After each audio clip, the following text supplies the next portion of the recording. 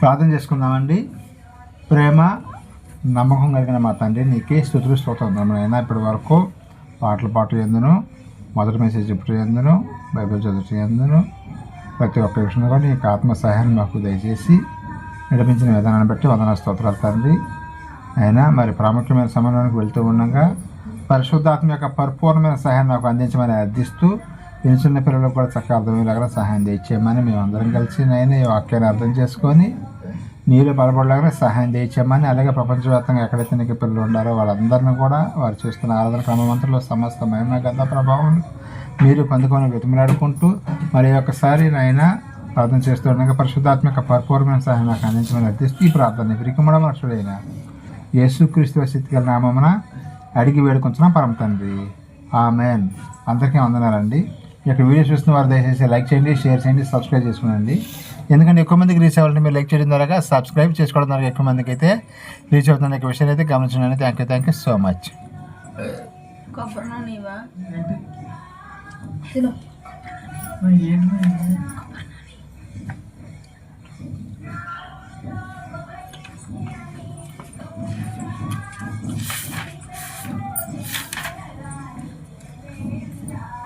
ఈరోజు పాఠం మన నిజ జీవితానికి చాలా దగ్గరగా ఉంటుంది, అందరూ తెలుసుకోవాల్సిన పాఠం అండి ఇది. ఆర్థిక ఇబ్బందులు ఎదుర్కోవటం ఎలా, దేవుని కుటుంబంపై అపవాది దాడులు. ఆర్థిక ఇబ్బందులు ఎదుర్కోవటం ఎలా, దేవుని కుటుంబంపై అపవాది దాడులు. ఇది మన 100కి 98% మందికి ఇది అప్లై అవుతుందండి, క్రైస్తవులకి. ఎవరైతే క్రైస్తవంలో ఎదుగుదామనుకుంటా ఉంటారో, భక్తిగా జీవిద్దాం అనుకుంటారో వాళ్ళకి వచ్చే శ్రమలు అన్నీ ఇన్ని కాదని చెప్పుకోవచ్చు అండి. ఎందుకంటే నా సొంత అనుభవంతో చెప్తున్న మాటలు అన్నమాట. బాప్తిసం తీసుకోకముందు అయితే కొంచెం ఒక రకంగా ఉండేది, కానీ బాప్తిసం తీసుకున్న దగ్గర నుంచి కూడా ఎన్నో శ్రమలు వచ్చినాయి. కానీ ఆ శ్రమలన్నింటిలోంచి కూడా దేవుడు నన్ను బయటికి తీసుకొస్తున్నాను. అనే కాదు, ఎవరైనా ఆయనకి ఇష్టమైన ప్రతి ఒక్కరిని కూడా క్రైస్తవుల్ని ఆయన బయటికి తీసుకొస్తానే ఉంటాడు. ఎందుకంటే అట్లాగే వదిలేసేస్తే కనుక యోబు గారిని కనుక మనం చూసినట్టయితే అలాగే ఉంచాడా అండి. యోబు గారిని బయటికి తీసుకురావడం జరిగిందా? రెట్టింపు ఆశీర్వాదంతో బయటికి తీసుకురావడం జరిగింది. ఆయన ఆ యొక్క శ్రమల్లోంచి యోబు గారిని బయటికి తీసుకురావడం జరిగింది, రెట్టింపు ఆశీర్వాదంతో తీసుకురావడం జరిగింది అనమాట. అలాగే మనం కూడా మరి క్రైస్తవులకు వచ్చిన తర్వాత అపవాది మెయిన్ ఏం చేస్తాడంటే మనిషిని ఆర్థికంగా చితక తొక్కేస్తాడండి. ఎవరినైనా సరే క్రైస్తవుల్ని ఇతను భక్తిలో కొంచెం ముందుకు వెళ్తున్నాడు అని క్రైస్తవ కుటుంబాల్లో ఎవరన్నా అతని దృష్టికి కనుక వెళ్తే వాళ్ళని ఆర్థికంగా చిందరవందర చేస్తాడని చెప్పుకోవాలండి. కానీ మరి దాంట్లోంచి బయటకు రావటం ఎట్లా ఏంటి అనేది ఈరోజు మన యొక్క పాఠంలో తెలుసుకుందామండి.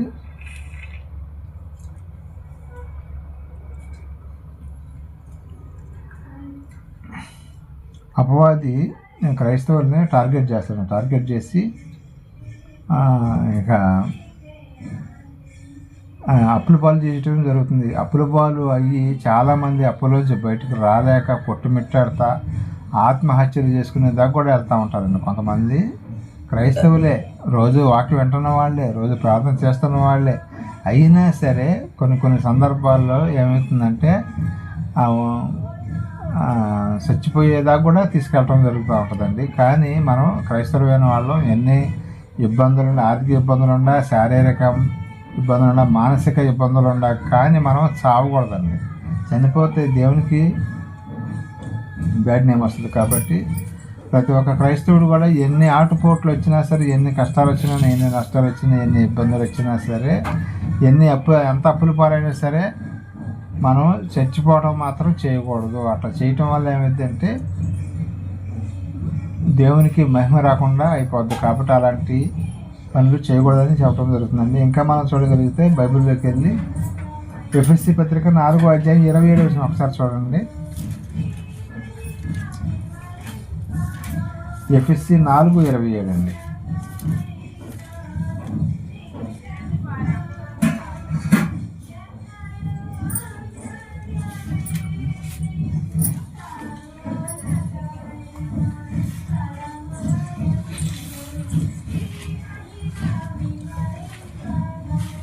ఎఫ్ఎస్సి పత్రిక 4:27 చదవలసిందిగా తెలియజేస్తున్నానండి.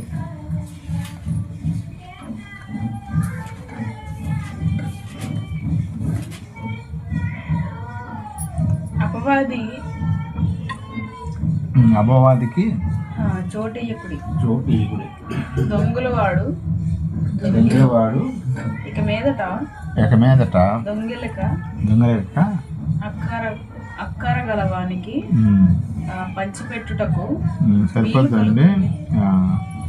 మెయిన్ స్టార్టింగ్ వచ్చిన చూసారా, అపవాదికి చోటీయకుడి. కుటుంబంలో ఒక 10 మంది ఉండాలనుకోండి, 10 మందిలో ఒక్కళ్ళ చోటు ఇచ్చినా సరే చిన్న సందు జరిగితే సరండి అతను దూరిపోతాడనమాట. కుటుంబంలో ఒక 6, ఒక 7, ఒక 10 మంది అనుకున్నాను సపోజ్. ఈ 10 మందిలో అందరూ భక్తిగానే ఉన్నారు, కానీ ఈ 10 మందిలో ఒక్కళ్ళు తప్పుడు అడిగి వేసినా సరే భక్తి పరులే కాదనట్లేదు. ఈ 10 మంది ప్రార్థన చేసేవాళ్ళైనా, మందిరానికి వెళ్ళేవాళ్ళైనా, దేవుని పట్ల భయభక్తి కలిగిన వాళ్ళైనా సరే ఏదో ఒక సందర్భంలో తప్పుడు అడిగి వేసే అవకాశం ఉంటుందండి. అలాంటప్పుడు కొంచెం సందు దొరికిందంటే దాంట్లో అక్కడికి వచ్చేసేసి ఆ కుటుంబాన్ని మొత్తం గలిబిలి చేసేస్తారండి. ఆ 10 మంది కూడా గలిబిలైపోతారు. కాబట్టి అపవాదికి చోటు ఇయ్యద్దని ఎవరు చెబుతున్నారండి? అపోస్తలుడైన పౌలు గారు ఎఫెసీ సంఘానికి రాస్తూ చెబుతున్నారు. అలాగే మనకు కూడా దేవుడు చెబుతున్నాడు, అపవాదికి చోటు ఇవ్వకూడదు. అపవాదికి చోటు ఇచ్చినట్టయితే ఏమైందంటే అతను మనల్ని ఆక్రమించేసి అతను కుటుంబానికి యజమాని అయిపోతాడు అన్నమాట. కాబట్టి అపవాదికి చోటు ఇవ్వకుండా ఉండాలంటే ఏం చేయాలంటే, మనం బైబిల్ చదువుతూ ఉంటే జ్ఞానం వస్తుందండి. బైబిల్ చదివినప్పుడు జ్ఞానం వచ్చింది. ఆ జ్ఞానం చొప్పున నడుచుకున్నట్టయితే అపవాదికి చోటు ఇవ్వము. అపవాదికి చోటు ఎట్లా ఇస్తామండి? ఉదాహరణ ఏమైనా చెప్పగలుగుతారా?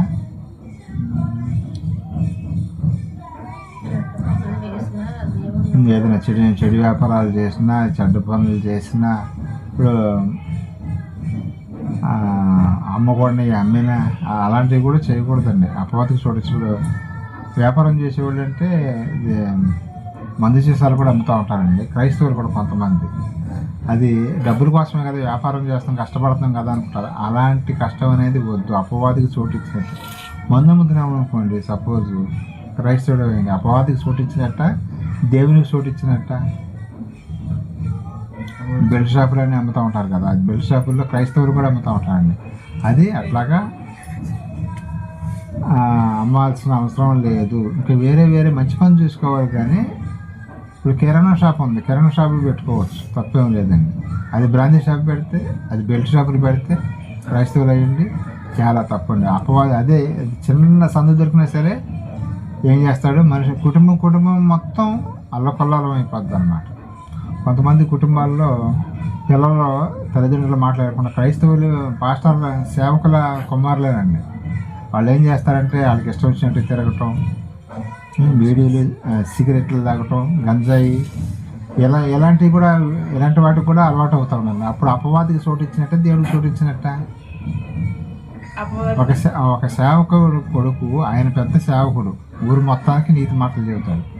కొడుకేమో వెళ్ళి గంజాయి తాగటం, మందు తాగటం, రోడ్లమ్మడి పడిపోవటం ఇలా చేస్తున్నారు అనుకోండి, అప్పుడు ఏమైందండి? అపవాదికి చోటు ఇచ్చినట్టు. అందుకనే అపవాదికి చోటు ఇవ్వద్దు అని పౌలు గారు చెబుతున్నారు. అందుకని ఈ విషయాలన్నీ కూడా క్రైస్తవులైన మనం అందరం కూడా తెలుసుకోవాలండి. తెలుసుకొని అపవాదికి దూరంగా ఉండాలి. అపవాదికి దూరంగా ఉండడం అంటే చెడు పనులకి దూరంగా ఉండాలని అర్థం అండి. అపవాదికి దూరంగా అంటే మన ఇంట్లోనే ఉంటాం, కానీ అపవాది కొన్ని పురుకొల్పుతూ ఉంటాడు మనల్ని, ఇది ఎట్లా చేయి అట్లా చేయి అని. మరి కొంతమంది ఈ అప్పులు ఎక్కువైపోయినప్పుడు ఈ అప్పులు బాగా తట్టుకోలేక పురుగుల మందు తీసుకొని వచ్చి అన్నంలో కలుపుకొని అందరూ మనిషికి ముద్ద తినేసి చచ్చిపోదాం అని చెప్పేసి అట్లాగా కూడా కొన్ని ఆలోచనలు పుట్టిస్తాడు. ఏం చేస్తాడంటే రోజు ఈ బాధ ఎవడబడతాడు, బతువులు అప్పులోళ్ళు వచ్చి ఇంటి మీదకి వచ్చి అడుగుతున్నారు, తిడుతున్నారు అని చెప్పేసి ఏం చేస్తారంటే ఇక ఏదో పురుగుల మందు తెచ్చుకొని అన్నంలో కలుపుకొని నేను తినేసి పిల్లలు పడిపెట్టేసి అందరూ చచ్చిపోతే ఏ ఇబ్బంది లేకుండా ఉంటుంది అనమాట. కానీ మరి అసలు అప్పుల పాలు అవ్వటమే తప్పండి. అప్పు మనకు ముప్పు అని చెబుతూనే ఉంటారు, కానీ మరి కొన్ని సందర్భాల్లో చేయకుండా తప్పట్లేదులే, కానీ అలాగే చేసినా కానీ ధైర్యంగా ఇప్పుడు తీసుకునేటప్పుడు ఎట్లాగైతే మనం వాళ్ళ దగ్గర సంతోషంగా తెచ్చుకుంటామో, ఇచ్చేటప్పుడు కూడా అలాగా సంతోషంగా ఇచ్చినట్టయితే మనం రెండోసారి అప్పు అనేది పట్టుద్ది. అది తీర్చలేక మనం చచ్చిపోయామనుకోండి, చాలా తప్పు కదా. అందుకనే అప్పులు చేసినప్పుడు దాన్ని తీర్చడానికి దేవుడు మనకి శక్తి ఇస్తాడు. మనం అడిగి ఆయన్ని ఆ అప్పులు తీర్చడానికి మనం ముందుకు రావాలి. కానీ చచ్చిపోవటం అనేది అది చాలా చాలా తప్పండి. ఇంకా మనం చూడగలిగితే తిమోతి గారికి పౌలు గారు ఒక మంచి మాట చెబుతున్నాడండి. 1 తిమోతి 6వ అధ్యాయం 10వ వచనం ఒకసారి చూడండి, 10-11 వచనాలు. తిమోతి గారికి పౌలు గారు రాసిన మొదటి పత్రిక 6వ అధ్యాయం 10వ వచనం. పౌలు గారు తిమోతి గారి అంటే చాలా ఇష్టం అండి. ఆయనకి కొన్ని జాగ్రత్తలు చెబుతున్నాడు అనమాట. ఏం చెబుతున్నాడో ఒకసారి మనకు కూడా అప్లై అవుతాయండి అవి. 1 తిమోతి 6వ అధ్యాయము 10-11 వచనాలండి. ఎందుకనగా ధనాపేక్ష సమస్త కీడులకు మూలము. కొందరు దానిని ఆశించి విశ్వాసము నుండి తొలగిపోయి నానా బాధలతో తమను తామే పొడుచుకొనుచున్నారు. చాలామంది డబ్బు కోసం చూసారా, బయట మనం చూస్తూనే ఉంటామండి. అన్నదమ్ములే వాళ్ళు, అన్నదమ్ములైనా సరే చిన్న స్థలం కోసం ఇద్దరు తనుకొని గుద్దుకొని చాలా గొడవలు అవటం మనం చూస్తూ ఉంటాం. ఇంకో విషయం ఏంటంటే మనకి మీకు తెలుసో లేదో కానీ కౌలూరు రోడ్లో ఒక హత్య జరిగింది. మీరు తెలుసుగా మీకు, మీరు చిన్నపిల్లలు. అది ఏంటంటే ఇద్దరు కౌలూరులో అన్నదమ్ములు అనమాట. వాళ్ళు అన్నదమ్ములకి సొంత అన్నదమ్ములే. వాళ్ళకు గొడవలు ఎప్పటి నుంచో జరుగుతున్నాయి. ఏది ఇళ్ల స్థలం దగ్గర, ఆస్తుల దగ్గర జరుగుతుంటే అది కోర్టులో వేశారు. కోర్టులో వేస్తే అది కోర్టులో నరుగుతుంది. కోర్టులోకి వెళ్తే ఎంపటే తెగదు కదా, తెప్పించి ఏమంటారు. ఆ కోర్టు తీర్పు ఒక 2-3 రోజుల్లో వచ్చిద్ది అనంగా ఒక అతను గెలిచేటట్టుగా ఉన్నాడు అనమాట. అన్నో తమ్ముడు ఒకళ్ళు గెలిచేటట్టుగా ఉన్నారా. ఓడిపోయే అతను తమ్ముడు అనుకో, అన్నకి గెలుస్తాడు అనుకుందాం సపోజ్. అతను ఏం చేశాడంటే వాళ్ళ అన్నని 2 రోజుల ముందు ఏం చేశాడంటే చంపించేశాడు. కేసు అతను గెలుస్తున్నాడని ఇతనికి ఇన్ఫర్మేషన్ వచ్చేసింది. అతను ఏం చేశాడంటే ఒరియా బ్యాచ్ ఉంటుంది. సో ఒరిస్సా నుంచి ఒక 10 మంది ఆకురౌడీలు అంటారు చూసారా, డబ్బులు ఇస్తే చంపేస్తారు. ఒరిస్సా నుంచి ఒక 10 మంది బ్యాచ్ని, ఈ లోకల్ వాళ్ళు కదండి, ఈ లోకల్ వాళ్ళది గుర్తుపెడతారని చెప్పేసి అక్కడి నుంచి మరి వాళ్ళకి ఎంత ఇచ్చాడో డబ్బులు ఏమో తెలియదు కానీ సపోజ్ ఒక 50,000 1,00,000 రూపాయలు ఇచ్చి ఉండొచ్చు. 10 మంది వచ్చారు. 10 మంది వస్తే ఈయన పని చూసుకొని అన్నయ్య మన పాలూరు రోడ్డు కాడి నుంచి కౌలూరు వెళ్ళాలి కదా, ఈయన వెళ్తున్నాడు, ఏదో బైక్ మీదే వెళ్తుంటే వీళ్ళు కాపు కాశారనమాట. ఇతను వీళ్ళ ముందు ఇన్ఫర్మేషన్ ఇచ్చారన్నమాట. మా అన్నయ్య ఇటు వస్తున్నాడు, ఈ రూట్లో వస్తున్నాడు, అతన్ని వేసేసేయండి మీరు అని చెప్పడం జరిగింది. అప్పుడు ఇక అతను ఏదో పని చూసుకొని కొండూరు నుంచో కొండపల్లి నుంచో కౌలూరు వెళ్తుంటే అతను కొంచెం ముందుకి వెళ్ళనిచ్చి వెనకాలే బైక్లు వేసుకొని వీళ్ళు కూడా వెళ్ళి 10 మంది దాకా ఉన్నారనమాట. ఆయన ఒక్కడే, వాళ్ళు 2 ఉన్నారు బైక్ మీద. ఒకడు మాత్రం తప్పించుకొని పారిపోయాడు. అతనికి దెబ్బలు బాగా తగిలినాయి. మెయిన్ క్యాండిడేట్ అయినవాడు మాత్రం వదిలిపెట్టలేక ఈ 10 మంది కలిసి ఏం చేశారంటే అతన్ని కత్తులతో నరుక్కుంటా కాళ్ళ మీద చేతుల మీద నరుక్కుంటా అతను పారిపోవడానికి చాలా ప్రయత్నం చేశాడు. 10 మందిని కూడా ఎదిరించుకుంటా. ఎవడైనా నరకండి అని అనడు కదా.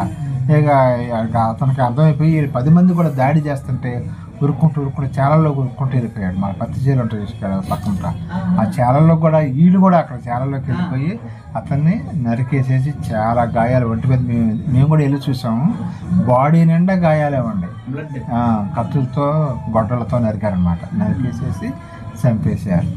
తీరా తర్వాత మాకు తెలిసింది ఏంటంటే వీళ్ళిద్దరూ చంపించింది తమ్ముడు, చచ్చిపోయింది అన్నయ్య అని అర్థమైంది. చూసారా, ఆస్తి కోసం బయట కూడా ఎవరు ఏంటని ఆరాధిస్తే అర్థమైపోద్ది కదా.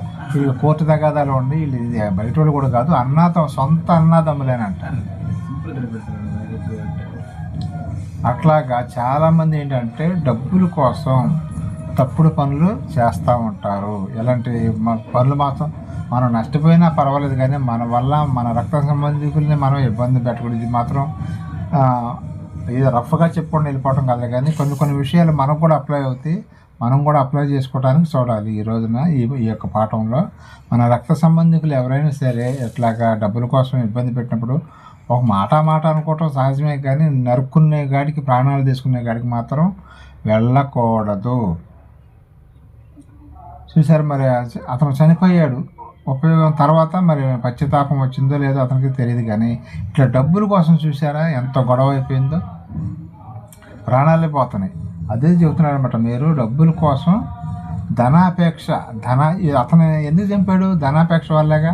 ఆడి కనుక లేకపోతే ఆస్తి మొత్తం కోర్టు నాకే హ్యాండ్ ఓవర్ చేసిద్ది అనే ఉద్దేశంతో ధనాపేక్ష వలన అతన్ని చంపేయటం జరిగింది. ధనాపేక్ష సమస్త కీడులకు మూలం. తప్పుడుగా సంపాదించాలనుకోవటం మాత్రం తప్పు.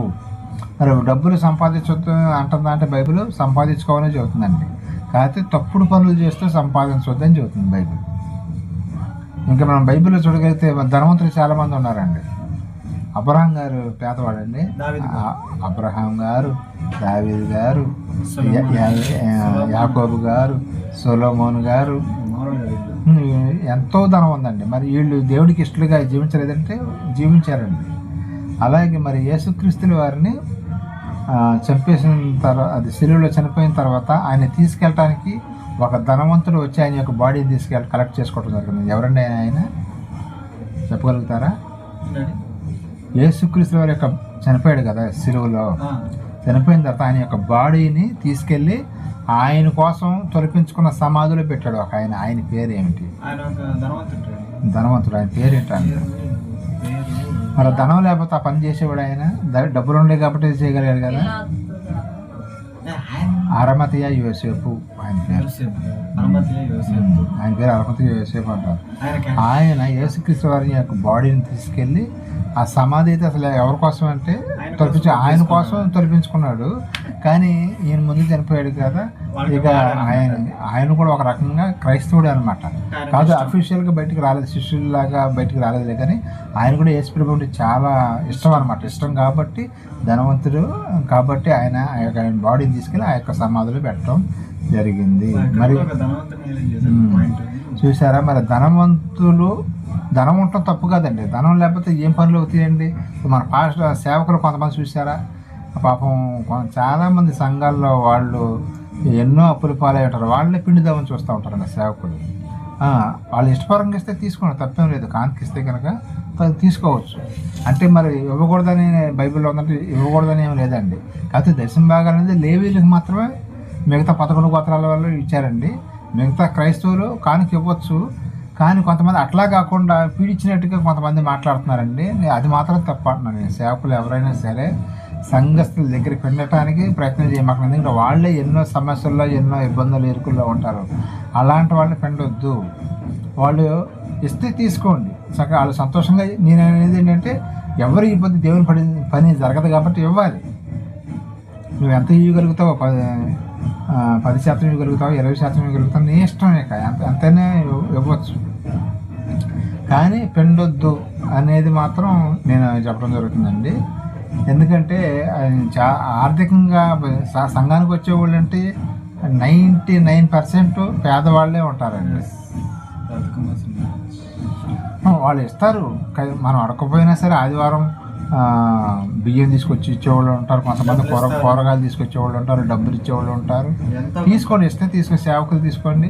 నేను చెప్పేది ఏంటంటే వాళ్ళ మీదే బతకకుండా, వచ్చిన విశ్వాసం మీదే బతకకుండా నువ్వు ఏదో పని చేసుకుంటా సేవ చేస్తే కనుక చాలా చాలా బాగుంటుంది. ఎందుకంటే వాళ్ళ యొక్క నువ్వు పెండవు అనమాట. ఇక బత్తాయి చూసి పిండినట్టుగా పెండకుండా నీకు వేరే ఇన్కమ్ సోర్స్ ఉంటుంది కాబట్టి నువ్వు దాన్ని చూసుకుంటావు. ఇప్పుడు మన ప్రభాకర్ గారు ఉన్నారు, ఆయన కానుకలు పట్టడు. ఆయన మంచి పని చేస్తాడని చెప్పుకోవచ్చు. ఆయన జాబ్ ఉంది కాబట్టి ఆ జాబ్ మీద వచ్చే డబ్బులు ఆయన కుటుంబానికి పోషణకి తీసుకున్నాడు.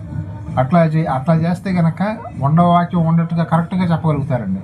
కొంతమంది కానుకల కోసం కూడా మరి గట్టిగా గద్దిస్తే మందిరానికి రాలని కొంతమంది వాక్యాలు దాటేసేవాళ్ళు ఉంటారు.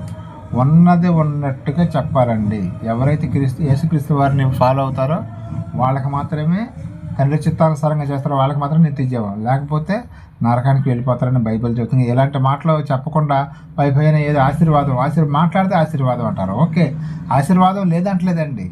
మనకి ఏ ఆశీర్వాదం కావాలండి? ఈ హలోక సంబంధమైన ఆశీర్వాదం కాదండి. యేసుక్రీస్తు వారు మనకన్నా భక్తిపరుడా కాదండి? మరి ఈ లోకంలో ఉన్నప్పుడు ఆయన ఏమన్నాడండి? ఆకాశ పక్షులకు గూళ్ళు, నక్కలకు బరువులు ఉన్నాయి, కానీ మనిషి కుమారుడు తలవాల్చుకోవడానికైనా స్థలము లేదు అన్నాడు. అదేంటండి? మరి ఈ 3 లోకాలు సృష్టించిన ఆయనకి మరి స్థలం లేకపోవటం ఏంటి? ఎందుకంటే ఆయన కోరుకోవట్లేదు, ఆయన విలాసవంతంగా ఉండాలనుకుంటే మనకన్నా ఆయన శ్రీమంతుడు,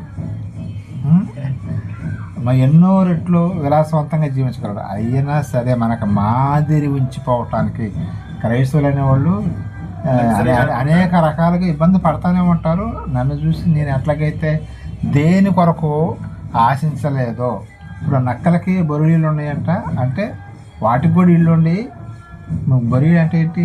బొరువులోకి వెళ్ళిపోతాయి అన్నమాట. ఆకాశ పక్షుల గూళ్ళు అంటే వాటి ఇల్లు. ఇప్పుడు మనుషులకు ఇల్లు ఉన్నాయి, కానీ మరి యేసుక్రీస్తుల వారు తలవాల్చుకోవడానికి ఆయన ఎక్కడ ఉన్నాడండి? బాప్టిజం తీసుకున్న తర్వాత తోటలో, గెచ్చమైన తోటలో ఉండటం జరిగిందండి. అంటే అడవిలాగే ఉంటుంది అంత.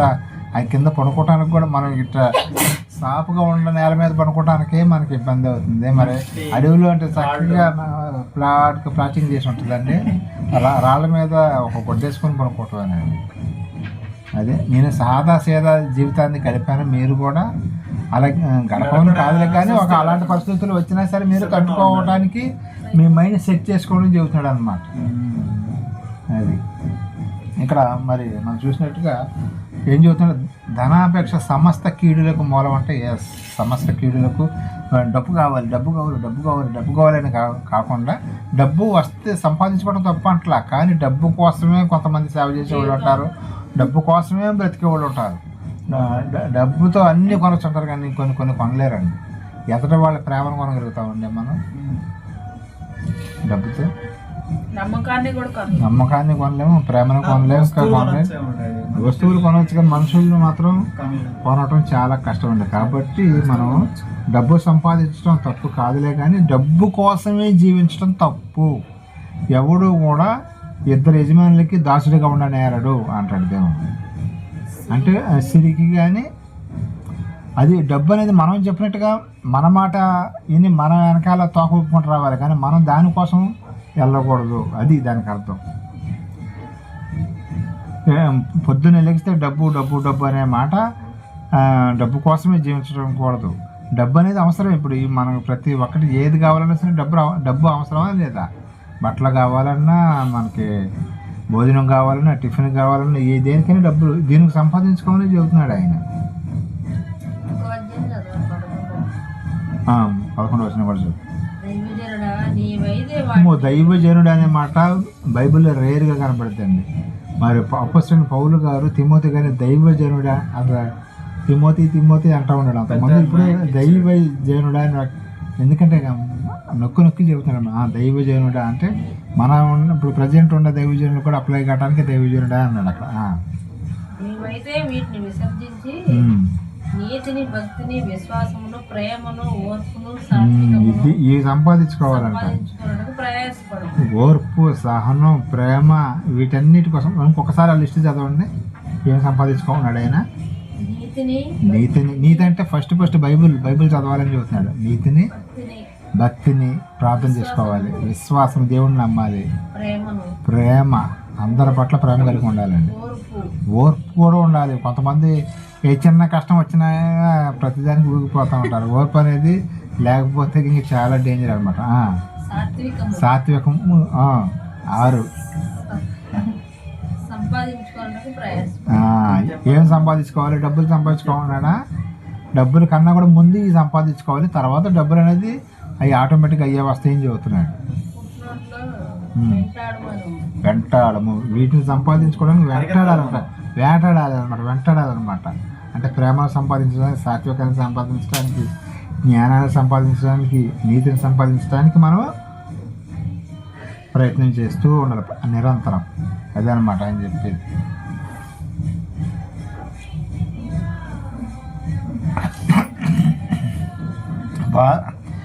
మనకు బాగా డబ్బులు ఉన్నాయి అనుకోండి, ఒక మంచి బెడ్ కొనుక్కోగలుగుతాం, కానీ ఒక మంచి పరుపు కానీ ఒక 50,000 రూపాయల మంచం కొనుక్కోగలుగుతాం, కానీ నిద్రను కొనగలుగుతామండి. అది రావాలనుకుంటే వచ్చింది. ఒక నువ్వు 50,000 రూపాయల మంచం అయినా, లేకపోతే 1000 రూపాయల మంచం అయినా, ఏ మంచం అయినా సరే, లేకపోతే 1,00,000 రూపాయల మంచం అయినా సరే మంచం కొనుక్కుంటాం, కానీ బాగా డబ్బులు ఉంటాయి, నిద్ర మాత్రం కొనలేము. మనం ఆరోగ్యం కావాలంటే మెడిసిన్స్ కొనగలుగుతామండి. 1,00,000 రూపాయలైనా 2 లక్షలైనా మెడిసిన్ ఖర్చు పెట్టగలుగుతాం, కానీ ఆరోగ్యాన్ని కొనగలుగుతామా? ఆరోగ్యాన్ని ఎవరైనా కొనగలుగుతారా? ఆరోగ్యాన్ని అనేది సంపాదించుకోవాలండి. చక్కగా మంచి ఆహారం తీసుకోవాలి, లిమిట్లో తీసుకోవాలి, ఇట్లాగ వ్యాయామం చేసుకుంటా, వాకింగ్ కానీ చేసుకుంటా ఆరోగ్యం ఉంటుంది. అంతేగాని ట్యాబ్లెట్లు వేసుకొని 1,00,000 రూపాయలు ఖర్చు పెట్టి ట్యాబ్లెట్లు తెచ్చుకోగలుగుతాం, కానీ ఆరోగ్యం వచ్చిద్ది అంటే ఆరోగ్యాన్ని మనం సంపాదించుకొని ఆరోగ్యం వచ్చిద్ది. నిద్ర అయినా సరే అంతే అండి. మనం మంచం కొనుక్కోగలుగుతాం, కానీ నిద్ర మాత్రం మనం తెచ్చుకోలేము. కాబట్టి ఇవన్నీ కూడా ఇంకా డబ్బుతో మనం కొనలేని ఇంకా చాలా ఉంటాయండి. ఎదరు మనిషిని మనం ప్రేమ సంపాదించాలంటే అతనితో మర్యాదగా మాట్లాడితేనే ప్రేమ కలుగుతాను. మనం తిట్టుకుంటే అతని ప్రేమ, నీకు ఒక 10,000 చేస్తున్నా తీసుకో, నన్ను ప్రేమించు అంటే ప్రేమిస్తాడండి? ప్రేమ మంచిగా మాట్లాడితే నువ్వు అసలు రూపాయి అయిపోయినా సరే అక్కడ పప్పులు అడుగుతాయి. అదే నువ్వు అలా 10,000 డబ్బులు ఇచ్చేసినా అది తిట్టుకుంటా నన్ను ప్రేమించమంటే కుదరదు. కాబట్టి డబ్బుతో కొనలేని చాలా ఉన్నాయండి. మనం కొన్ని ఆలోచించాం. ఇవన్నీ కూడా ప్రతి ఒక్కరు కూడా గుర్తుపెట్టుకోవాలండి. మనం చెప్పినట్టుగా మరి ధనవంతులు, భక్తుల్లో కూడా ధనవంతులు ఉన్నారు కదండి. ఎవరండి అని చెప్పగలుగుతారా? ఎవరెవరు భక్తుల్లో ధనవంతులు? ఎవరెవరు ఫస్ట్ నుంచి రావచ్చు? అబ్రహాం గారు, ఇస్సాక్ గారు, యాకోబు గారు, దావీదు గారు, మోషే గారు, దావీదు గారు, సొలొమోను గారు, యెషయా గారు సౌండ్ కాదు, ఆయన ప్రవక్త. కొత్త నిబంధనకు వచ్చేవారికి అప్పుడు పౌలు గారు, అరిమతయి యోసేపు గారు. పౌలు గారు కూడా ఒకప్పుడు ధనం ఉందే, కానీ తర్వాత దాన్ని వదిలేసేసాడు అన్నమాట. కొత్త నిబంధనకు వచ్చేవారికి ఆయన శిష్యుల్ని అందరినీ చేపలు పట్టేవాళ్ళని, ఆ రోజు పని చేసుకుంటే జరిగే వాళ్ళని మాత్రం ఆయన ఎన్నుకున్నాడు. ఎందుకంటే మీరు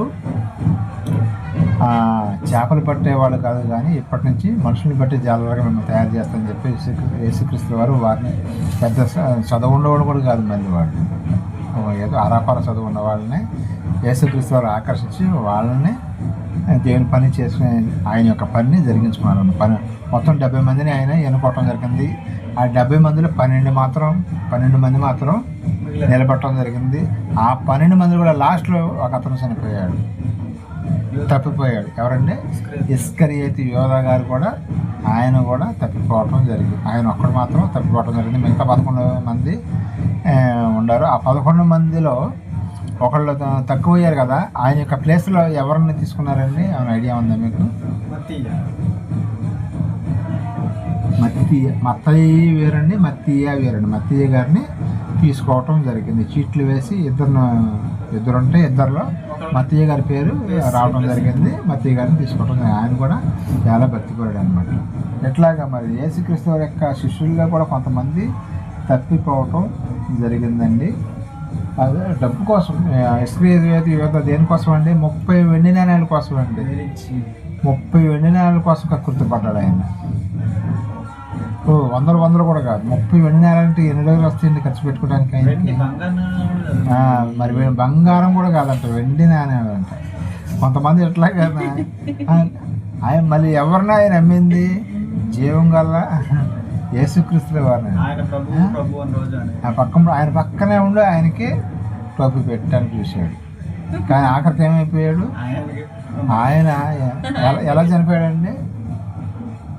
ఊరేసుకొని చచ్చిపోయాడు. చెట్టుకి ఊరేసుకొని చచ్చిపోతే అక్కడి నుంచి జారి కింద పెడితే మళ్ళీ కింద బండరాయి మీద పడితే నడుము 2 ముక్కలు అయిపోయి పేగులు బయటకు వచ్చేసింది అంట ఇస్కరియోతు యోధా. అందుకని డబ్బుల కోసం తప్పుడు పని చేసి మాత్రం డబ్బులు సంపాదించుకోవద్దండి. మంచి పని చేసి మంచి ఉద్యోగాలు చేసుకుంటూ డబ్బులు సంపాదించుకోవచ్చని బైబిల్ చెప్పడం జరిగిందండి. అదే ఎక్కడ ఉందో మనం చూద్దాం. తెస్సలోనికి రాసిన 2వ పత్రిక 3వ అధ్యాయం 10వ వచనం 11, 12 వచనాలు అక్కడ చదవండి. అక్కడ దేవుడు క్లారిటీ ఇవ్వడం జరిగింది. డబ్బులు సంపాదించుకోవడం తప్పు కాదండి. ఎలా సంపాదించుకోవాలో దేవుడు మనకి ఇక్కడ ఒక టిప్ ఇచ్చాడండి. మనకి ఒక సలహా ఇవ్వటం జరిగింది. తెస్సలోనికి రాసిన 2వ పత్రిక 3వ అధ్యాయం 10వ వచనం.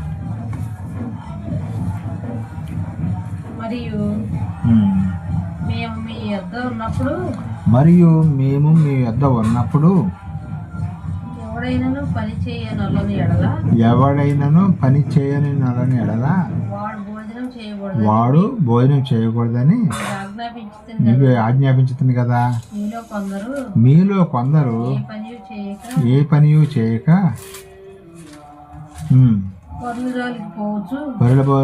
పరుల జోలికి పోవచ్చు, అంటే అప్పులు తెచ్చుకుంటూ అక్రమంగా నడుచుకొనచ్చు వినుచున్నాము. 12 దాకా వచ్చావా? 12 కూడా. అట్టివారు నెమ్మదిగా పని చేయుచు సొంతముగా సంపాదించుకొని ఆహారం భుజింపవాలని మన ప్రభువైన యేసుక్రీస్తు పేరట వారిని ఆజ్ఞాపూర్వకంగా హెచ్చరించను. ఇక్కడ సంపాదించుకోమని చెబుతున్నాడు బైబిల్ కూడా. డబ్బులు సంపాదించుకోమన్నాడా వద్దన్నాడా దేవుడు? సంపాదించుకో, మంచి పని చేయొచ్చు, అక్కడ మంచి పని ఉంటుంది చూడండి, మంచి పని చేయొచ్చు, సంపాదించుకోండి అని చెప్పడం జరిగిందండి. ఇక్కడ సిచ్యువేషన్ ఏంటంటే చాలామంది అంట పనికి వెళ్లకుండా ఇళ్ళ దగ్గరే ఉండి అప్పులు తెచ్చుకొని తింటున్నారంట. ఏ సంఘంలో? తెస్సలోనిక సంఘంలో. ఎందుకు చేస్తున్నారు అలా? అట్లాగా మామూలుగా అందరూ పనులకు వెళ్తారు కదా, ఎందుకని వాళ్ళు ఇంటి దగ్గరే ఉండి అప్పులు తెచ్చుకొని తింటున్నారంటే, ఇదిగో నేను త్వరగా వచ్చుచున్నానని యేసుక్రీస్తు గారు చెప్పి వెళ్ళాడు కదా, ఆయన త్వరగానే వచ్చేసేస్తాడు అని ఎదురు చూస్తున్నారు అనమాట. ఆయన వచ్చిన దాకా మేము ఏం పని చేయము, ఇక అప్పు చేసుకుంది అంటే ఇప్పుడు మనకి ఆన్ బస్ కనుక వచ్చిందని మనం ఎదురు చూసి చాలా మంది అప్పులు తెచ్చుకొని అట్లా కదా నాకు.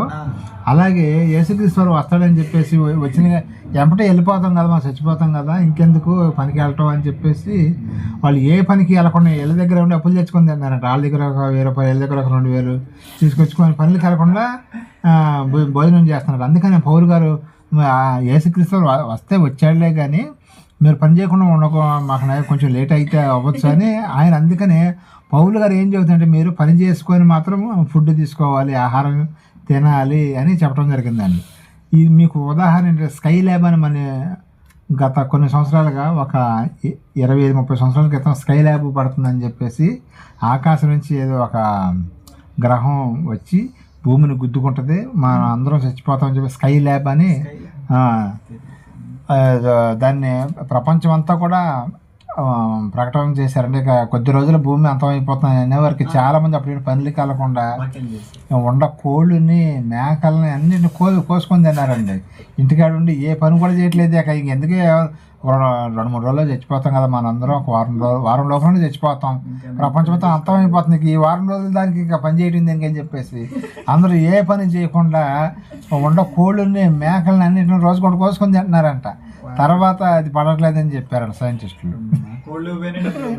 ఇక తర్వాత భలే మోసం చేశారు వీళ్ళని చెప్పేసి మళ్ళీ పనులు చేయటం మొదలుపెట్టారు. అలాగే ఈ యొక్క తెస్సలోనిక సంఘంలో వీళ్ళు కూడా ఏంటంటే యేసుప్రభు వస్తాడని ఎదురు చూస్తున్నారు. ఇప్పటికీ రాలేదు ఆయన. 2000 సంవత్సరాలు అయింది. ఎందుకంటే ఇంకా సహదాసులు లెక్క పూర్తి అవ్వలేదు. కాబట్టి ఇప్పుడు కూడా వాళ్ళు అప్పట్లోనే యేసుప్రభు వచ్చేస్తాడు, మేము ఏ పని చేయమని చెప్పేసి ఏ పని చేయకుండా ఉంటుంటే అప్పుడు పౌలు గారు క్లాస్ పీకుతున్నాడు అనమాట వాళ్ళకి. మరి అన్ని సంఘాలు కట్టిన ఆయనే డేరాలు కుట్టుకుంటా నేను జీవనం సాగిస్తానని చెప్పిన ఆయనే వీడు ఆ సంఘంలో ఉండాలి ఏంటంటే ఏ పని చేయకుండా అప్పులు తెచ్చుకోవటం మొదలు పెట్టారంట. అందుకనే వాళ్ళకు వార్నింగ్ ఇవ్వటం జరిగింది. ఇప్పుడు ఒక్కసారి చదవండి, మీకు ఇంకా బాగా క్లారిటీగా అర్థమైంది. గబగబా 3 వస్తుంది చదవండి. 10-12 ఇప్పుడు చదవండి. మరియు మేము ఎద్దన్నప్పుడు ఉమ్, ఎవడైనా పని చేయని వాళ్ళని ఎడల ఉమ్, వాడు భోజనం చేయకూడదని మీకు ఆజ్ఞాపించింది కదా. ఉమ్, మీలో కొందరు ఏ పని చేయక పర్లు జోలికి పోవచ్చు, ఉమ్. అక్రమంగా నడుచుకుంటున్నారని ఇది అక్రమంగా చేయకూడదు ఏ పని కూడా. వారు నెమ్మదిగా పని చేయొచ్చు. నిమ్మగా ఒకేసారి పనికి వెళ్ళాలని మీకు మనసు ఒప్పదేమో నిదానంగా వెళ్ళండి, మొదలు పెట్టండి ఇక పనికి వెళ్ళటం. సొంతంగా సంపాదించుకునే ఇంకా సొంతంగా సంపాదించుకోవాలి. ఆహారం భుజింపాలని మన ప్రభు అయిన యేసుక్రీస్తు పేరట వారిని ఉమ్, ఆజ్ఞపూర్వకంగా హెచ్చరించుతున్నాను. ఉమ్. అదండి, పని అయిపోయింది. చాలు. ఇదండి పౌలు గారు చెప్పిన ఆ యొక్క మాటకి అర్థం ఇదన్నమాట. బ్యాక్గ్రౌండ్లో ఇంత జరిగింది కాబట్టి వాళ్ళకు ఏ పనికి పోకుండా ఉంటున్నారు కాబట్టి వాళ్ళకి అపోస్తలుడైన పౌలు గారు వాళ్ళని దారిలో పెట్టడం జరిగిందనమాట. ఇంకా మనం చూడగలిగితే ఎఫ్ఎస్సి పత్రిక 4వ అధ్యాయం 27-28 వచనాలు ఒకసారి చదవండి. ఎఫ్ఎస్సి పత్రిక 4వ అధ్యాయం 27-28 వచనాలు అండి. 27, 28, 29 కూడా.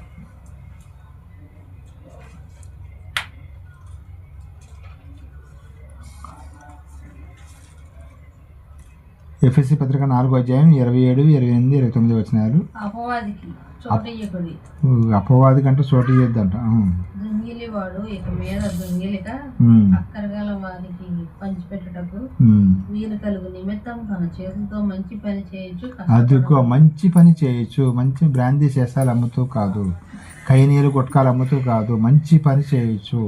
టిఫిన్ అమ్మవచ్చు, భోజనం అట్లా పెట్టుకోవచ్చు, టీ షాప్ పెట్టుకోవచ్చు, కిరాణా షాప్ పెట్టుకోవచ్చు, ఏదైనా పెట్టుకోవచ్చు. కానీ ఈ చెడ్డ అన్న కొన్ని ఉంటాయి. మరి ఎన్నో మన కొండూరు వెళ్తే ఆ బళ్ళ మీద పెట్టుకొని పాపం స్వీట్లు అమ్మేవాళ్ళు కొంతమంది ఉంటారు, కొంతమంది చెప్పులు అమ్మేవాళ్ళు ఉంటారు, కొంతమంది బొమ్మలు అమ్మేవాళ్ళు ఉంటారు, కొంతమంది ఫ్రూట్స్ అమ్మేవాళ్ళు ఉంటారు, కూరగాయలు అమ్మేవాళ్ళు ఉంటారు, చికెన్ అమ్మేవాళ్ళు ఉంటారు, మటన్ అమ్మేవాళ్ళు ఉంటారు. ఎన్నో రకాల బిజినెస్ మనకు కనిపిస్తూ ఉంటాయి. ఇవన్నీ కూడా చేసుకొని బతకవచ్చు, తప్పేం లేదు. లేదా ఒక బాగా చదువుకున్నారనుకున్న జాబ్ చేసుకోవచ్చు, మంచి జాబ్ చేసుకోవచ్చు, ఎవరిని మోసం చేయకుండా మంచి పని చేయొచ్చు. చూసారు, ఈ పత్రిక కూడా రాసింది ఎవరండి? పౌలు గారేనండి. పౌలు గారు ఏం చెబుతుందంటే మంచి పని చేసి సంపాదించుకోండి, తప్పేం లేదు.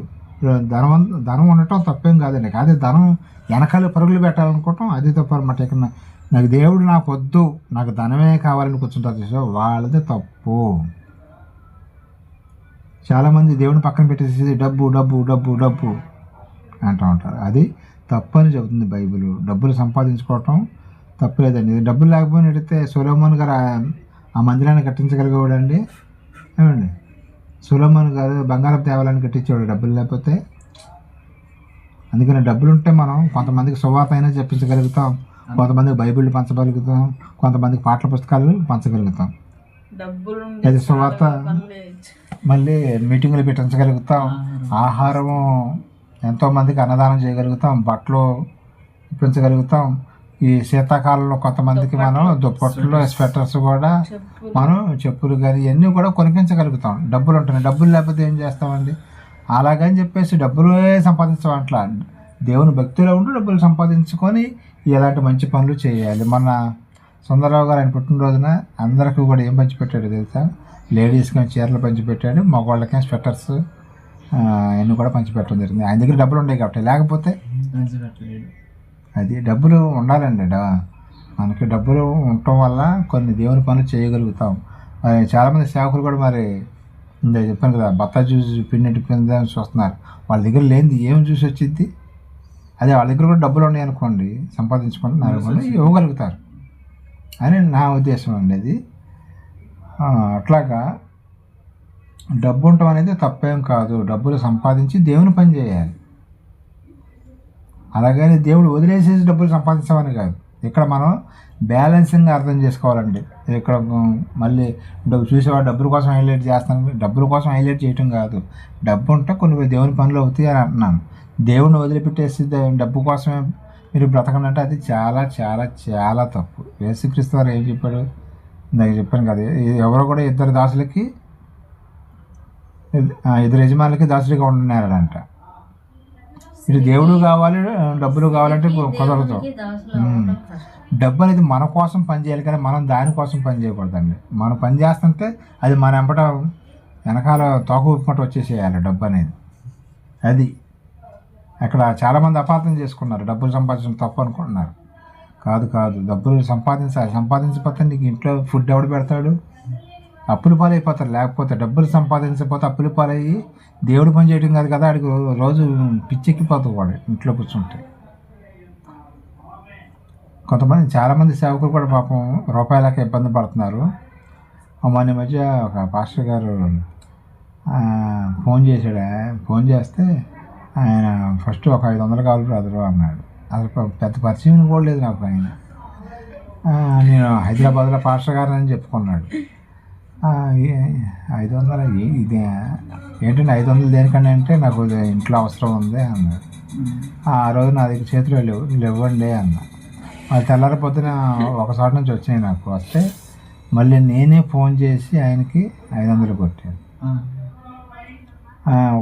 నేనేమన్నానంటే నేను వేరే వాళ్ళ దగ్గర తీసుకొని ఇస్తున్నానండి, కొంచెం నా డబ్బులు నాకు ఇచ్చేసేయండి అన్నా. అంటే ఆయన ఇంతవరకు మరి ఫోన్ చేయలేదు. అంటే ఆయన అంత పేదరికంలో ఉన్నాడని నేను అర్థం చేసుకున్నాను. ఇప్పుడు తీసుకున్నాడు కదా, మరి ఒకసారి అప్పుగా తీసుకున్నాడు ఆయన. ఇస్తానని చెప్పాడు కానీ ఇవ్వలేదు. అంటే నేను అనేది సేవకుల్లో చాలామంది రూపాయికి ఇబ్బంది పడేవాడు. నేనైతే ఇబ్బంది ఆయన ఇవ్వాలని అయితే నేనేం కోరుకోవట్లేదు, మామూలుగా ఇవ్వాలని ఇచ్చానమాట.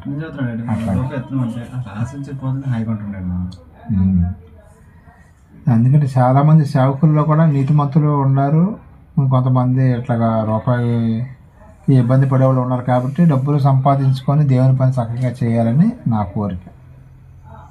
లేకపోతే గృహ కూడికలు కూడా పెట్టించుకోలేరు. కనీసం వచ్చిన వాళ్ళకి టీకి ఎంత అయిందండి ఖర్చు? ఒక 10 మందిని పిలిచామనుకోండి, ఒక 50 రూపాయలు అయితే అయిపోద్దిగా. అందుకనే డబ్బులు ఉంటే కనుక దేవుని పని చేయటానికి ముందుకు వెళ్ళాలి. అది డబ్బులు వచ్చిన తర్వాత మళ్ళీ ప్రాణం అప్పకుండా ఉంటే అది చాలా తప్పు. డబ్బులు వచ్చిన తర్వాత దేవుని పని చేయాలి ప్రతి ఒక్కరు కూడా. సువార్తను ప్రకటించాలన్నమాట. ఇంకా మనం చూడగలిగితే అప్పు తీసుకోవడం వల్ల వచ్చే నష్టాలు ఏంటో ఇక్కడ చెప్తున్నాను. సామెతల గ్రంథం 22:7 ఒకసారి చూడండి. ఒక భక్తుడు మాట్లాడుతున్నాడండి. ఆయన ఏమంటున్నాడు ఇక్కడ చూడండి. సామెతలు 22:7.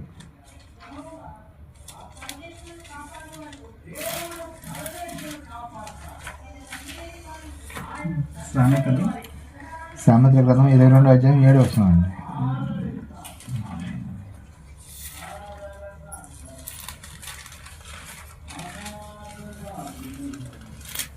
ఐశ్వర్యవంతుడు బీదల మీద ప్రభుత్వం చేయను, అప్పు చేయవాడు అప్పిచ్చిన వానికి దాసుడైపోతాడు. మనం ఎవరి దగ్గర అప్పు తీసుకున్నాం అనుకోండి, వాళ్ళు చెప్పినట్టు మనం వినాల్సి వచ్చిందండి. అది మా ఇబ్బంది పెట్టినా లేకపోతే వచ్చి మాటికి వచ్చి ఏదన్నా డబ్బులు కావాలని కొంతమంది అప్పిచ్చి ఎంపటో వచ్చి అడుగుతూ ఉంటారు. ఆ టయానికి మన దగ్గర ఉండవు, ఒక్కొక్కరు సామాన్లు కూడా తీసుకెళ్ళిపోతారు. ఇట్లా నానా రకాలుగా ఇబ్బందులు పెడతా ఉంటారు. చూసారా, దేవుడి ముందే బైబిల్లో కూడా రాయించాడు. ఇంకొకసారి చదవండి 2వ భాగం. ఐశ్వర్యవంతుడు బేదల మీద ప్రభుత్వం చేయను, అప్పు చేయవాడు అప్పిచ్చువానికి దాసుడు. డబ్బులు లేకపోతే వాళ్ళు మన మీద పెత్తనం చేస్తారన్నమాట. అలాంటి దుస్థితిలోకి వెళ్ళకూడదు. అప్పులు చేయటం ఆ దుస్థితిలోకి వెళ్ళొద్దని బైబిల్ చెప్పడం జరిగింది. ఇంకా మనం చూడగలిగితే సామెతల గ్రంథం 30:7 చూడండి. 37. దేవా నేను నీతో 2 మనవులు చేసుకొని ఉన్నాను. నేను చనిపోక ముందు వాటిని నాకు అనుగ్రహింపు. 8 కూడా వ్యర్థమైన వాటిని అబద్ధములను నాకు దూరంగా నుంచును, పేదరికమైనను ఆశ్చర్యమైనను నాకు దయచేయకము. అది పేదరికమైనను ఐశ్వర్యమైనను బాగా అనిల్ అంబానీ ముఖేష్ అంబానీ లాగా అంత ధనవంతులు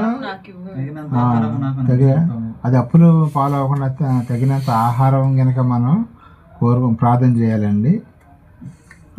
లేకపోతే మనమే ఎప్పటికప్పుడు ప్రతిదానికి అడుక్కునేటట్లుగా ఉండవు అనుకోండి, ఆ టెన్షన్ ఎక్కువైపోద్ది. అసలు బేబీలు కోటేశ్వరుని చేయొద్దు, అడుక్కునే కోట్లకు కోటీశ్వరుడు అంటే కోట్లకు పడగెత్తే వాళ్ళకి బాగా లగ్జరీ లైఫ్ అవసరం లేదు. డబ్బులు అడుక్కు అలాగని ఇక పూటకే ఏడుపు మొహాలు పెట్టుకొని వాళ్ళని వీళ్ళని అడుక్కునే ఆ దుస్తులుగా తీసుకురాకుండా అలాగే లగ్జరీ లైఫ్, బాగా లగ్జరీ లైఫ్ కూడా కోరుకోవద్దు. ఇప్పుడు సేవకులు కూడా చాలా మంది మంచి మంచి పెద్ద పెద్ద కార్లు వేసుకొని తిరుగుతున్నారు, తప్పేం కాదు.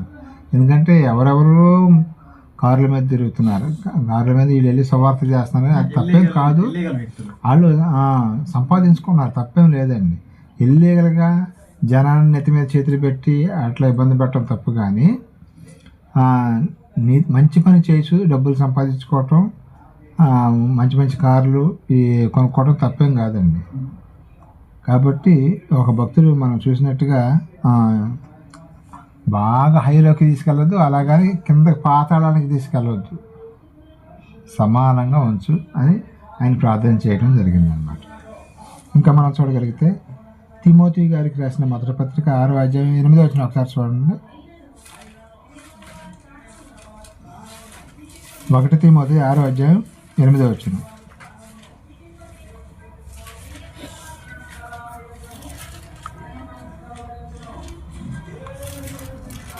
దీనిలో నుండి ఏమీ తీసుకొని పోలేం, బాగా అన్న వస్త్రం గలవారమై ఉండి వాటితో తృప్తి పొందును.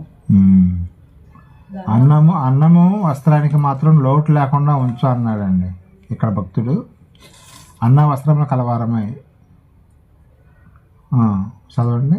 ధనవంతులకు ఆకర్షించేవారు శోధనలోను ఊళ్ళోను అవివేక యుక్తములలో.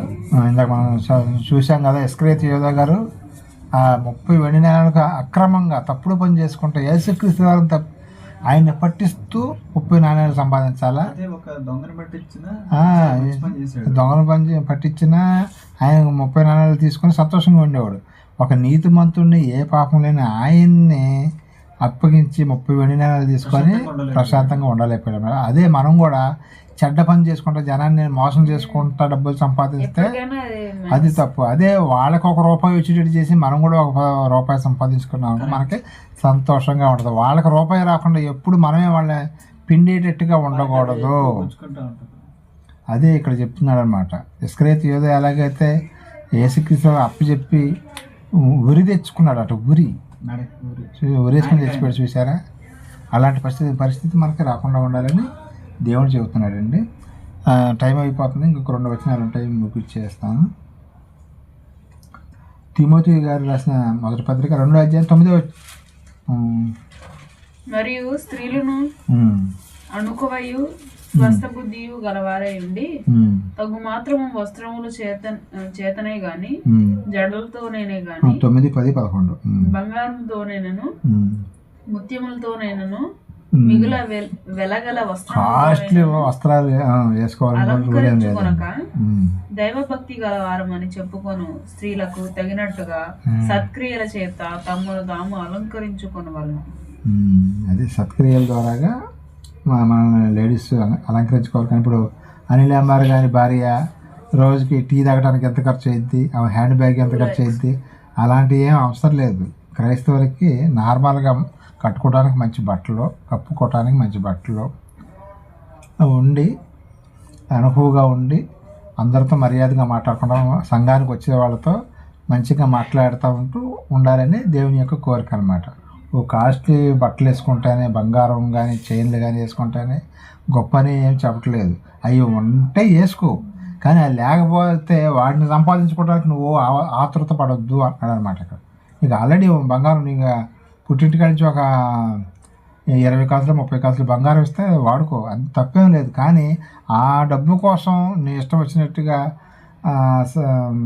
తప్పుడు పనులు చేసుకుంటా కనుక ఉన్నట్టయితే క్రైస్తవులు అది తప్పు అని చెప్పడం జరుగుతుంది.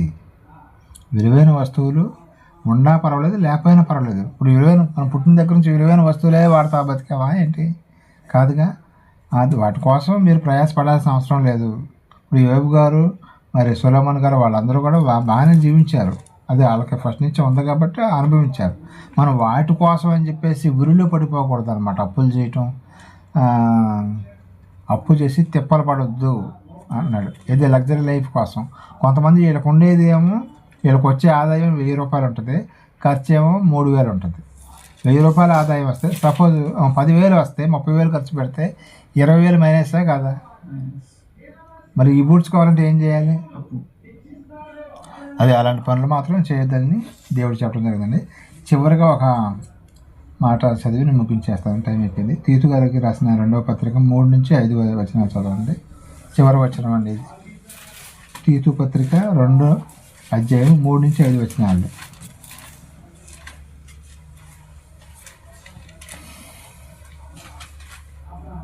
2వ అధ్యాయం 3 నుంచి 5 వచనాలు.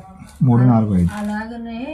అలాగుననే వృద్ధ స్త్రీలు కొండె కత్తెలను మిగులు మద్యపానాసక్తులున్నై ఉండక ప్రవక్తను యందు భయభక్తులు గల వారై ఉండవల్లని దేవుని వాక్యము దూషింపబడుకున్నట్లు యవ్వన స్త్రీలు తమ భర్తలకు లోబడి ఉండి తమ భర్తలను శిశువులను ప్రేమించే వారును స్వస్థ బుద్ధి గల వారును పవిత్రులుగా ఇంట ఉండి పని చేసుకునే వారును మంచివారినై ఉండవాలని బుద్ధి చెప్పుచు మంచి ఉపదేశములు చేయవారి వలె ఉండవాలని బోధించును. సరిపోద్దండి. ఇది చాలామంది స్త్రీలు ఈ రోజులు ఉద్యోగం చేస్తున్నారు కదండి. ఉద్యోగం చేయటం అనేది తప్పేం కాదులే, కానీ దానికన్నా కూడా ముందు కొన్ని పనులు చేయాలని చెప్పడం జరిగిందండి దేవుడు. ఏంటంటే కొంతమంది ఎలకాడ ఆ ఇంటికి వెళ్ళి తగాదాలు పెట్టడం, ఈ ఇంటికి వెళ్ళి తగాదాలు పెట్టడం, వాళ్ళు నేను ఇట్లా అన్నారు, వీళ్ళు నేను ఇట్లా అన్నారని లేని పని అని చెప్పి ఒక మాట అంటే వీళ్ళకి 4 కల్పించి చెప్తే పలానా వాళ్ళు ఇట్లా అన్నారంటే వాళ్ళ కోపం వస్తుందే లేదా. ఈ కొండగత్తలు అంటే ఇదనమాట, తగాదా పెట్టేవాళ్ళని కొండగత్తలు అంటారు అనమాట. యవ్వన స్త్రీలు భర్తకు లోబడి ఉండాలి. ఉద్యోగం నాకు ఒక 30,000 వస్తున్నాయి, నీకు ఒక 25,000 కదా వచ్చేది, నీకు 30,000 కదా, నేను నీతో సమానం అని ఇట్లాగా నేను నీతో నాది నాదే నీది నీదే అంటే అక్కడ కుటుంబంలో గొడవ అనేది స్టార్ట్ అయిపోద్దండి. ఇద్దరు కలిసి మీద ఇప్పుడు యవ్వన స్త్రీలు ఏమని చెబుతున్నాడు? భర్తకు లోబడి ఉండమన్నాడా లేకపోతే రోజు తగాదా పెట్టుకోమని చెబుతున్నాడా? యవ్వన స్త్రీలు భర్తకు లోబడి ఉండాలంట. లోబడకపోతే ఏమైందంటే కుటుంబంలో కలహాలు మొదలవుతాయి, కోర్టుల దాకా వెళ్ళాల్సి వస్తుంది. పిల్లల్ని కూడా మీరు చక్కగా చూసుకోండి. ఇంకా మీకు టైం కనుక మిగిలితే అప్పుడు ఉద్యోగం చేసుకోవచ్చు అని చెబుతున్నాడు. ఫస్ట్ భర్తకు లోబడి ఉండాలి, పిల్లల్ని బాగా పెంచాలి. ఇంకా నీకు టైం దొరుకుతుంది అనుకోండి, అప్పుడు ఉద్యోగానికి వెళ్ళు, తప్పేం లేదు. వెళ్ళి చెరొక రూపాయి, ఆయన ఒక 15,000 వస్తే నీకు ఒక 10,000 వస్తావంటే ఇద్దరు కలిసి ఆ కుటుంబాన్ని ముందుకు తీసుకెళ్ళాలి. ఇద్దరు భార్య భర్తలు ఒకసారి కూర్చొని దేనికి ఎంత ఖర్చు అవుతుంది, రేషన్కి ఎంత ఖర్చు అవుతుంది, గ్యాస్కి ఎంత ఖర్చు అవుతుంది, ఇంటి అద్దెకి ఎంత ఖర్చు అవుతుందని ఒక బడ్జెట్ వేసుకొని చక్కగా ఇద్దరు కూడా ఒక మాట మీద ఉండి ఉన్నట్లయితే కుటుంబాల్లో ఎలాంటి కలహాలు రావు, అందరూ కూడా కలిసి ఉండవచ్చు అని చెప్పేసి దేవుడు ఎంత చక్కటి ప్రణాళిక ఇస్తున్నాడంటే బైబిల్ నిజంగా చదువుతూ ఉంటే ఇంటి ఎంత విషయం ఉందా అనిపిస్తూ ఉంటుందండి. ఎప్పటికప్పుడు మనకు కొత్త అనిపిస్తూ ఉంటుంది. దేవుడు మన కుటుంబాలను కూడా ఎలాగా కట్టుకోవాలి, ఎలాగ దేవునిలో ఉండాలి, సమాజంలో ఎలా ఉండాలి, మనం ఎలా ఉండాలి, మన సంఘంలో ఎలా ఉండాలి, ఇవన్నీ కూడా దేవుడు అన్నీ రాయించి ఉంచాడండి బైబిల్లో. మీరు మనం చదువుతూ ఉంటే చక్కగా అర్థం అవుతూ ఉంటాయి. కాబట్టి భార్యాభర్తలు కలిసి మెలిసి ఉండాలంటే ఇద్దరు కూడా అర్థం చేసుకొని వచ్చిన డబ్బుల్ని ఒక పద్ధతి ప్రకారంగా ఖర్చు పెట్టుకుంటూ అప్పులు చేయకుండా ఉండాలని దేవుని కోరిక. కాబట్టి అప్పులు మనం కొన్ని సందర్భాల్లో చేయాల్సి వచ్చింది. ఎప్పుడు చేయాలంటే అప్పు చేయొద్దు అంటలేదండి. ఎప్పుడైనా ప్రాణం మీదకి వచ్చినా లేకపోతే అప్పు చేయకపోతే ఈ యొక్క గండం అనేది ముందుకు పోదు అని అనుకున్నప్పుడు అప్పు చేయొచ్చు, తప్పేం లేదు. మరి చచ్చిపోకూడదు కదా. ఇప్పుడు నీకు బాగా ఒక ఆపరేషన్ చేయాలి, ఒక 1,00,000 రూపాయలు కావాలి, చేయకపోతే చచ్చిపోతావు. అప్పుడు అప్పు చేయాలి వద్దా?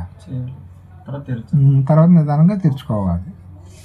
అందుకని దేవుడు ఈ పాటలు మనం చెప్పేది ఏంటంటే ఆర్థిక ఇబ్బందులు ఎదుర్కోవటం ఎలా అంటే సంపాదించుకోండి అని చెబుతున్నాడు పౌలు గారు తెస్సలోనికీయులకి. సంపాదించడం తప్పేం కాదు, అది మంచి పని చేస్తూ సంపాదించుకోండి, ఎంతైనా తప్పేం లేదు. ఆ వచ్చిన డబ్బులతో దేవుని పని కూడా చేయండి. అలాగే మీ కుటుంబాన్ని శుభ్రంగా చక్కగా దేనికి లోటు లేకుండా చూసుకోండి అని కూడా బైబిల్ చెబుతుందండి. రోజు ఏడుతో బతకండి అనే అట్లా బైబిల్. మరి అనుకోకుండా ఎన్నో కష్టాలు వస్తూ ఉంటాయి, కానీ వాటన్నిటిని కూడా మనం ముందుకి ఎదుర్కొని వెళ్ళాలంటే 1 రూపాయి మనకి చేతిలో ఉంటాయని, అది తప్పుడు పనులు చేస్తా ఇస్కరియోతు యూదా గారిలాగా తప్పుడు పనులు చేస్తూ డబ్బులు సంపాదించుకోకుండా మంచి పని చేస్తూ ఎదుటికి ₹1 వచ్చి మనకు కూడా ₹2 వచ్చేటట్టుగా చేస్తే అప్పుడు దేవుడు సంతోషంగా మనల్ని ముందుకు తీసుకెళ్ళడం జరుగుతుంది. కాబట్టి ఈ యొక్క విషయాలన్నీ మనం గ్రహించాలని కోరుకుంటూ ఇంతటితో నా మాటలు ముగిస్తున్నానండి.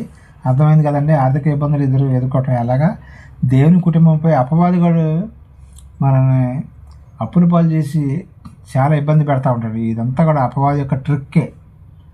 దేవుని కుటుంబాలు ఎవరైనా బాగా ఎదుగుతున్నారనుకుంటే వాళ్ళ మీద దాడి చేస్తాడండి, ఆర్థికంగా చేతగా తొక్కేస్తాడు. ఎన్ని బాధలు పోవాలంటే చక్కగా మంచి పని చేసుకుంటూ ఎవరిని ఇబ్బంది పెట్టకుండా మనం సంపాదించుకుంటూ అప్పులన్నీ తీర్చేసుకొని ప్రశాంతంగా ఈ ప్రపంచంలో ప్రశాంతంగా ఉండేది ఎవరంటే అప్పు లేని వాడేనండి. డబ్బు లేకపోయినా పర్లేదు కానీ అప్పులు ఉంటే అది టెన్షన్ అనేది ఉంటుందని బైబిలే చెబుతుంది. కాబట్టి అప్పు లేకుండా మరి ఉండాలని దేవుని యొక్క కోరిక. అప్పులు చేయకుండా ఒకవేళ చేసినా అది తొందరగా తీర్చుకునేటట్టుగా కూడా ఆ శక్తిని దేవుడు మనకి ఇవ్వాలని కోరుకుంటూ ఇంతటితో నా యొక్క మాటలు ముగిస్తున్నానండి. చిన్న ప్రార్థన చేసుకుందాం. ప్రేమ నమ్మకం మాత్రం నీకే స్తుతులు స్తోత్రం. నేను ఇప్పటి వరకు నీ పిల్లలకు నీ మాటలు చెప్పాను తండ్రి. మేమందరం కూడా నైనా నీలో ఫలించి ద్రాక్ష వెళ్ళాక అంటు కట్టమని, అలాగే ప్రపంచవ్యాప్తంగా ఎక్కడైతే నీ యొక్క పిల్లలు ఉండారో వాళ్ళందరూ కూడా మీరే ఆకర్షించి సమస్త మహిమ గంతా ప్రభావాన్ని మీరే పొందుకోమని ఈ చిన్న మందగా కూడా మేము ప్రార్థన చేస్తూ ఉండగా మా యొక్క ప్రార్థన ఆలకించమని బ్రతుకుని అడుక్కుంటూ సదాకాలం మాకు తోడుకుని నడిపించమని సహాయం చేసామని కాపుదార వంశం బ్రతుకుని అడుక్కుంటూ నాయనా మంచి పని చేస్తూ మేమందరం కూడా నైనా ముందుకు వెళ్ళడానికి సహాయం చేసాను. మంచి జ్ఞానాన్ని, ఆరోగ్యాన్ని మేము అందరం కూడా బైబిల్ చదువుతుండగా దాంట్లో ఉన్న సర్వసత్యాన్ని గ్రహించే భాగ్యాన్ని మా అందరికీ దయచేయమని బ్రతుకుని అడుక్కుంటూ ఈ ప్రార్థన నీ ప్రియకుమారుడు మా రక్షకుడు అయిన యేసుక్రీస్తు జీవితకాల నామమున అడిగి వేడుకుంటున్నా పరమ తండ్రి. తండ్రి యొక్క దయాకుమారునికి ప్రేమ పరిశుద్ధాత్మ యొక్క సన్నిధి సహవాసం మనకే లోకంలో సకల పరిశుద్ధులు కనిపించే బిడ్డలకు సదాకాలం తోడుకుని నడిపించను గాక. ఆమేన్. అందరికీ వందనాలండి.